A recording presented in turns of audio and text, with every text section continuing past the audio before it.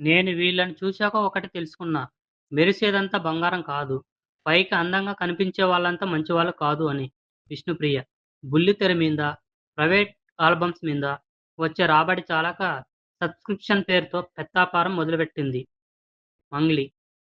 దేవుడు చక్కటి గాత్రం ఇచ్చాడు. వాక్శుద్ధి ఇచ్చాడు. చక్కటి కెరీర్ ఇచ్చాడు. ఇది చాలలేదు అక్కకి. పేద ప్రజల పొట్ట కొట్టి కొన్ని కోట్లకు కుచ్చుటోపి పెట్టేసింది. సుష్మా భూపతి. చక్కగా చీర కట్టుకొని, నిండుగా డాన్స్ చేస్తుందంటూ ఫేమస్ చేశారు. చిన్న చిన్నగా ఒక్కొక్క విలువ విప్పేసింది ఈ అక్క. ఇప్పుడు చిన్న చిన్న డ్రెస్సులు వేసి రోడ్లపై డాన్సులు వేస్తుంది. నందన. 'నందూస్ వరల్డ్' అని యూట్యూబ్ ఛానల్ పెడితే మన తెలుగు వారందరూ ఆదరించారు. ఫేమ్ రాగానే ఆ ఫేమ్‌ని యూజ్ చేసి 57 మంది స్టూడెంట్స్‌ని 10 కోట్లకు ముంచేసింది. తులసి చంద్. మొదట్లో ఏవో చిన్న చిన్న న్యూస్‌లు చెప్పి కాస్త ఫేమస్ కాగానే తన అసలు రూపాన్ని బయటపెట్టుకుంది. పూర్తి స్థాయి యాంటీ హిందూ. చెప్పేవన్నీ అబద్ధాలు. చేసేవన్నీ ఫాల్స్ ప్రాపగండాలు.